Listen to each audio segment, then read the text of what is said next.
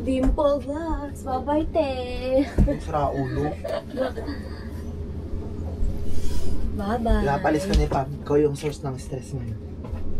Kaya yung hospital. Bakit naman? Wala mo nang ginawa. Kasalanan. Hindi ko lang inaamin. Nai-stress na si ate kasi. Di ko lang inaamin kung sino tatay ng baby ko na stress na siya.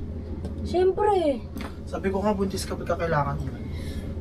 Kasi nga nai-stress na ate ko. Hindi Paano ko pag na-hospital ulit yun, kakaisip? O paano pag ito in-hospital? Sabihin mo na, hindi. Sabihin mo Ayoko. na kasi tatay para wala nang stress. Ayoko nga sirain yung buhay ng tatay eh. Dimple, ano bang hindi namin alam? Sabihin mo na nga kasi kung sinong tatay niyang anak mo. Para hiwalay na kung hiwalay. Karang ega na ganang babae, ikang bolang. Bakit niyo ba ako pinipilit? O yun, Kasi hinihingal siya. pinapaiyak mo. Kahit ikaw ito nagbababay-babay, ako pa ano yun mo. Ang lakas mo mang asar. Hindi, tsaka bakit kailangan niyo ako paalisin kung kailan ganito yung sitwasyon ko? Kasi, Uy, bakit ako? sutil. Grabe ka naman sa akin, Colleen. Parang ang saya-saya mo pa. Ano yun? Parang wala tayong pinagsamahan na. Bakit masaya ka? Baka nakakalimutan mo na mas nauna pa akong maging Grace family kaysa sa'yo. Baka gusto mong ikaw ang palayasin ko. Di ba, Merk?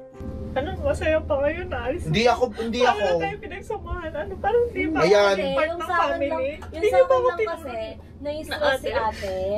Ano Tapos nag-aaya-aya ka mag-tiktok. O. Kasalanan ko? Bakit ako yung sinisisi nyo sa pagka-stress ni Pam? Bakit kasalanan ko ba yun? Na ayaw kong sabihin kung sino yung tatay ng baby ko. Labas na kayo doon. Tsaka ano naman kung ma-stress siya. Matakot kayo pag ako na yung na-stress. Di ba, Merk? Kasi nga, nai-stress siya. Ay, iniisip niya sino yung tatay. Sino yung Siyempre, tatay? ma-stress yung ate. Hindi ko makasira ng buhay ng tao eh. Nagpe-playing safe lang naman siya. Gusto lang naman niyang ano. Pero ayun talaga yung sabi kaya siya ng hospital eh. Alis ka na daw dito. Pero si Mark di naman lumano eh. Wala naman akong problema kung papalisin niyo ako. Sige. Pero tingnan niyo na naman. Di ba kayo naawas ka kayo? Ganito yung sitwasyon ko. Kayo na nga lang yung matatakbuhan ko. Nandito ako. Sasabihin mo Tapos na lang ganyan kay ate gagawin kung niyo. sino yung tatay. Yan, Ayaw mo pababay-babay sabihin ka sa pa. Mali yan. Colleen, hindi mo talaga alam yung mga pamahiin. Ano ka naman ng hintik kang bata ka? Bawal mong asarin ng buntis. Ayan, umiyak. Ano ka ba naman talaga? Sabi nga nila, pag napaiyak mo ang buntis, makakaranas ka ng dilubyo.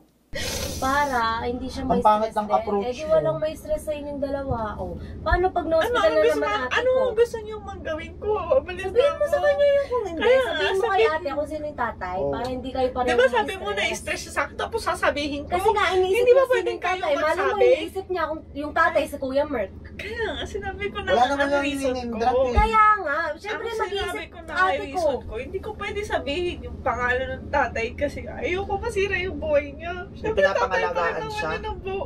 Ng anak ko eh. Kahit ano gawin ko, balik-balik na rin ko yung mundo. Tatay siya ng anak ko. Siraan ko siya kung ano, walang mangyayari. Alam mo yung pinakamalupit na pamahiin? Walang nabubuntis na walang tatay. Kaya umaming ka ng pukin ng ina ka. Sino ba talaga tatay niyan? Magkakagulo-gulo na dito. Gusto mo akuin ko na lang. Hindi, kahit sa kanya lang, kahit kay ate lang. Para pareho kayong di nai-stress. Sinabi ko Bakit? naman na ano. Ito kasi inaasar ka. Babay daw. Ba't nahiya? Kasi nga, di ba? Ganyan yung pagpasok, sasabihin sa akin ni Colleen, bye-bye na ate. Ano, masaya ka pa na ano? Uy! Bakit? Hindi ka alis. Huwag ka mag-alala. Kulin, ikaw, na bata ka ha? Wala akong mapupuntahan tapos. Huwag ka na umiyak. Kaya mo, hindi ka alis. Sabihin mo na kasi kay ate Pam lang para Tumigil pareho ka kayo kasi. stress. Ikaw, na bata ka. Kaya man na, huwag mo nang isipin yan. Hindi ako ready. Nagugutom ka ba? Ikaw. Ano ba't ba inaano mo si Dimple? Hayaan mo na yan. Hayaan mo yung ate mong ma-stress. Eh, hospital na naman si ate. Huwag ka na umiyak. Hayaan mo, hindi ka alis. Bawal O, na ayan. may stress sa kanya. Bata pa. Huwag na lang kayong mag-ano. Tapos yun, nakikirtukan talaga ng isa eh. Dapat iniisip mo dito. Lahat na, mag-tiktok ka doon sa baba. Mag-tiktok ka na. Lahat na, mag-tiktok ka Ano doon. ba ginawa ko? So, Kaya nga, lahat na, mag-tiktok ka na. Lahat. Dito yung kwarto ko. Mag-tiktok ka sa baba. Ikaw, wala kang ginagawang maganda dito. Mag-tiktok ka doon. Di ba, ha?